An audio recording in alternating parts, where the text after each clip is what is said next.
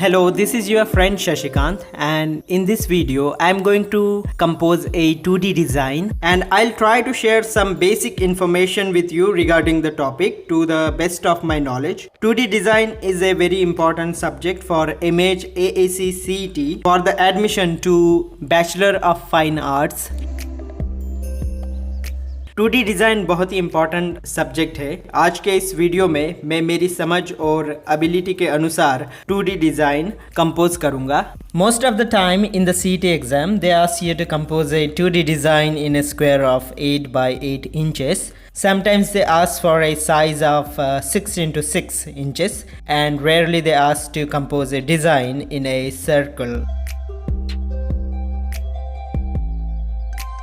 For this composition, I have chosen to draw it in a square of 8 by 8 inches. इस video के लिए मैंने 8 by 8 inch के square में composition draw करने का निर्णय लिया है। एग्जाम में बहुत बार 8 by 8 के आकार में या 6 by 6 आकार के स्क्वायर में कंपोजिशन ड्रॉ करने के लिए बताया जाता है। कई बार सर्कल में भी ड्रॉ करने के लिए पूछा जाता है। Topic for this composition is fish and curved lines. इस कंपोजिशन का विषय है मछली और वक्र रेखा।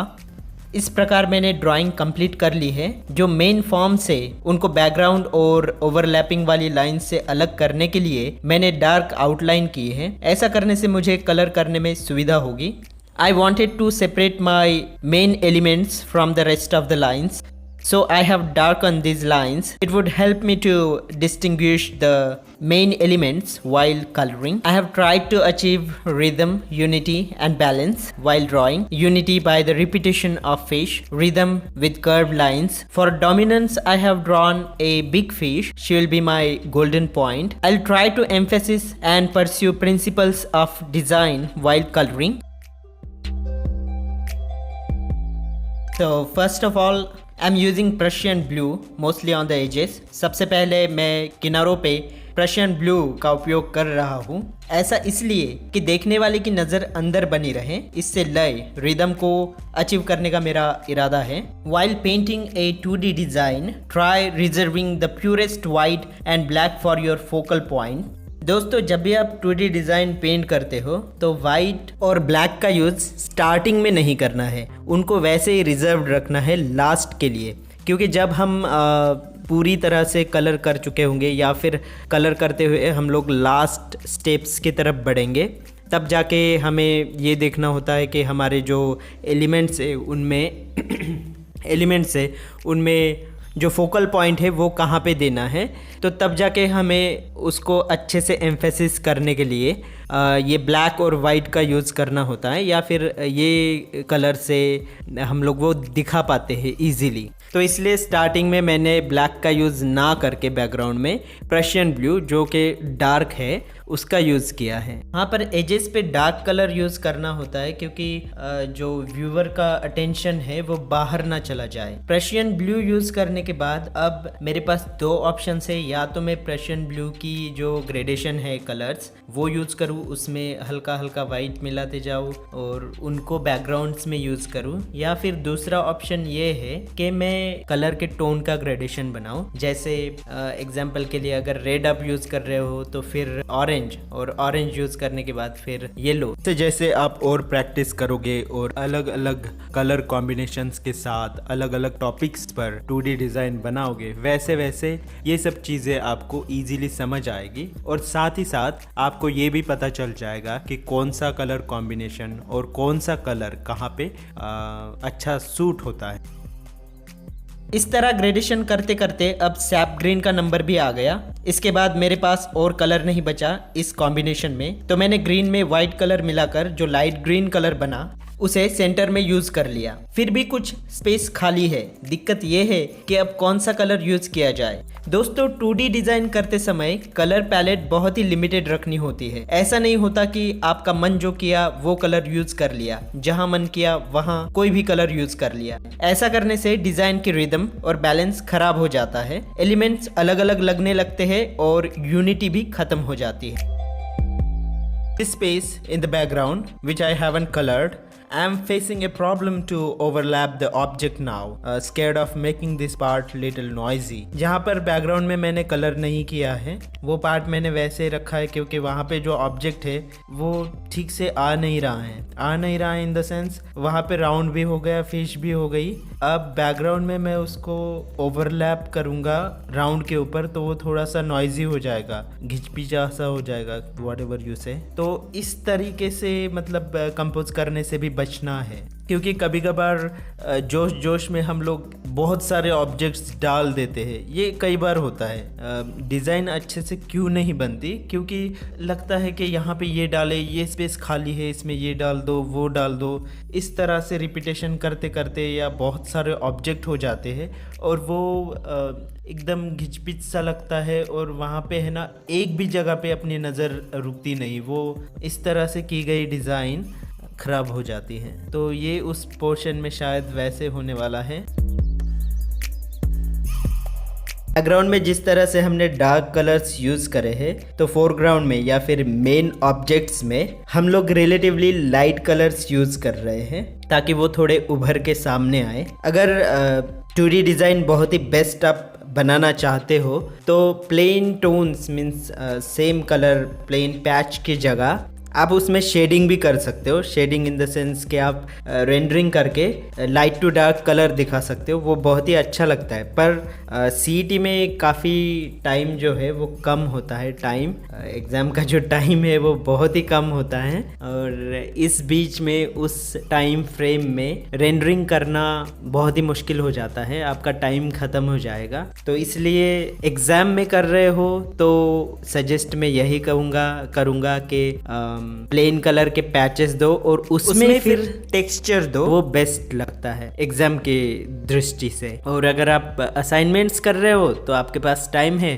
तब मोस्टली फिर आप रेंडरिंग की तरफ जाओ।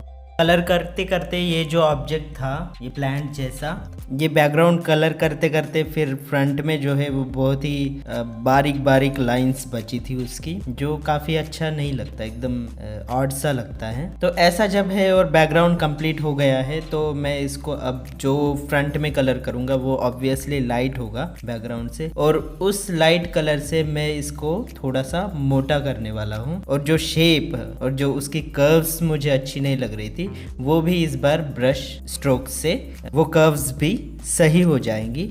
और फिर से बैकग्राउंड थोड़ा सा शार्प करना पड़ेगा। अब ये जब बैकग्राउंड में शार्प कर ही रहा हूँ तो थोड़ी सी लाइंस जो है वो अंदर अंदर लाके थोड़ी सी कर्व करी है मैंने, तो ये थोड़ा सा अच्छा लग रहा है। यही मैं मतलब ये होता है ना, बहुत सी चीज़ें आप फाइन नहीं करते कि ऐसा करना है वैसा करना है। कई बार एट अ टाइम आपको ये सूझ जाता है, समझ में आ जाता है कि ऐसा करने से थोड़ा सा अच्छा लग रहा है तो वैसा कर सकते हो। कई बार ऐसे होता है कि कुछ करने की ट्राई करते हो और वो बुरा भी लगने लगता है, फिर आप उसके ऊपर सेम कलर देके उसको फिर से पहले जैसा प्लेन कर सकते हो, जो इस बार हुआ है। यहाँ पे मैंने प्लेन तो नहीं किया है पर ये जो लाइंस मैंने येलो ऑकर की दी है वो मुझे बहुत अच्छी तो नहीं लग रही है, पर मैंने उनको हटाई भी नहीं। पोस्टर कलर में CET में 2D डिज़ाइन करने का यही एक फ़ायदा होता है कि अगर आपको कलर अच्छा नहीं लगा या फिर उसके ऊपर दिया हुआ टेक्सचर आपको अच्छा नहीं लगा, कुछ भी लाइंस दी वो आपको अच्छी नहीं लगी मतलब अपने आप को, तो वो आप इजीली उसके ऊपर फिर से पेंट कर सकते हो। इसलिए पोस्टर कलर का मुझे लगता है ज़्यादातर लोग यूज़ करते हैं। वाटर कलर में ये होता है कि 2D डिज़ाइन जल्दी तो बन जाती है पर उसमें एक बार आपने कलर कर दिया तो कलर हटता नहीं है, फिर आपको मिक्स मीडिया जैसे कुछ यूज़ करना पड़ेगा। पहले वाटर कलर किया फिर उसके बाद आपने पोस्टर कलर से वो कलर को या फिर उस पैच को भर दिया। तो ये भी अपने अपनी पसंद है, अपना अपना मतलब क्या बोलते हैं जिसको आप किस में कंफर्टेबल हो उस मीडियम को लेकर आप ये 2D डिज़ाइन बना सकते हो। और सबसे लास्ट में अब हम लोग यहाँ पे बना रहे हैं आउटलाइनिंग। आउटलाइन के लिए मैंने ब्लैक कलर का यूज़ कर रहा हूँ मैं यहाँ पे। अब जो पार्ट्स एक दूसरे में घुल मिल गए से लग रहे थे वो अब एक एक करके निखर के आएंगे। हाँ, पर यहाँ पे मेरे पास बहुत ही बारीक ब्रश नहीं था, इसलिए जो था वो मैंने यूज़ किया। आप ट्राई करोगे इससे भी बारीक, मतलब बारीक से बारीक ब्रश से आउटलाइन करने की कोशिश करोगे। कई बार जो बच्चे होते हैं वो स्केच पेन का भी यूज़ करते हैं। अब मैंने किया नहीं, आपका एक्सपीरियंस क्या है वो उसके ऊपर डिपेंड करता है। आप उसको सही से चला पाओगे तो सही है, पर ये होता है ना, ब्रश में बिल्कुल वो स्मूथनेस जैसे स्ट्रोक्स लगते हैं, वो बहुत अच्छे लगते हैं। स्केच पेन में जो है लाइन हल्की सी लहराती हुई नज़र आती है, और पोस्टर कलर पे वैसे भी कभी कभी वो चलती भी नहीं ठीक से। जब आउटलाइन भी कंप्लीट हो गई है तो इसके बाद काम बचता है कि जो प्लेन सरफेसेस है, प्लेन पैचेस है, उनमें हम लोग कुछ डिज़ाइन भरे, टेक्सचर भरे उसमें। तो ये जो थीम है वो कर्व्ड लाइन है और फिशेस है जो कि पानी में रहती है, फिर बैकग्राउंड में भी थोड़ा सा पानी पानी है, वाटर, मतलब वेवी वेवी सी ये कुल मिला के थीम है। तो इसलिए मैं दूसरे कोई डिज़ाइंस इसके अंदर नहीं बना रहा हूँ, ये एक थीम लगनी चाहिए। ओवरऑल आपकी जो ड्राइंग है, जो आपकी 2D है, वो एक थीम पे बेस्ड लगनी चाहिए। इसलिए फिर मैंने यहाँ पे जो अंदर जो हमारे एलिमेंट्स है उसमें मैं राउंड शेप्स जो है या फिर कर्वी लाइंस है वो मैं दे रहा हूँ। इससे ये होता है कि पूरी 2D में एक यूनिटी सी आ जाती है और ऐसे लगता है कि एक पर्टिकुलर थीम पे काम किया है। अगर आप इसमें और कुछ मतलब फ्लावर्स बनाते या कुछ और बनाते, जैसे मेहंदी डिज़ाइन आपको आती होगी, उसमें बहुत सारे डिज़ाइंस होते हैं, अगर वैसे आप डिज़ाइंस इसमें बनाते हो तो ये थोड़ा सा फिर अजीब और ऑड सा लगने लगता है, थीम एक नहीं लगती। तो इस तरह से ब्लैक की लाइनिंग्स मैंने निकाली है, वेव्स, और जहाँ जहाँ मुझे लगा वहाँ पे फिर मैंने प्योर वाइट तो नहीं पर उसी कलर में थोड़ा सा वाइट मिला के, मीन्स उस कलर को थोड़ा सा उसी कलर का लाइट टोन लेके मैंने जहाँ पे लाइट वेव्स निकालनी थी वो निकाल दी। ऐसा करते हुए मैंने ये 2D डिज़ाइन कंप्लीट कर ली है। ऐसा नहीं है कि ये 2D डिज़ाइन बहुत ही बेस्ट है या इसमें सारे प्रिंसिपल ऑफ डिज़ाइन आ गए, ये तो देखने वाले की नज़र पे डिपेंड करता है। पर फिर भी जहाँ तक हो सके मैंने ट्राई किया इसको अच्छा बनाने की। और एक बात, प्रैक्टिस है तो सब कुछ आ जाता है। आप भी प्रैक्टिस करो और CET के लिए या फिर आने वाली जो भी एग्ज़ाम्स है आपके, उसके लिए मेरी तरफ से बहुत बहुत शुभकामनाएं। और वीडियो देखने के लिए धन्यवाद, और इसको लाइक कीजिएगा अगर आपको ये वीडियो पसंद आया, क्योंकि ये सब करने में ना, ड्राइंग करने से ज़्यादा बहुत मेहनत ये एडिटिंग और अपलोडिंग करने में लगती है। और अगर आपके कोई दोस्त है जो जिनको इन वीडियोस से फ़ायदा हो सकता है, उनको आप शेयर करिए व्हाट्सएप पे या कोई भी आपके सोशल मीडियाज़ पे। और पुनः मैं आपका धन्यवाद करता हूँ ये वीडियो देखने के लिए। Thank you.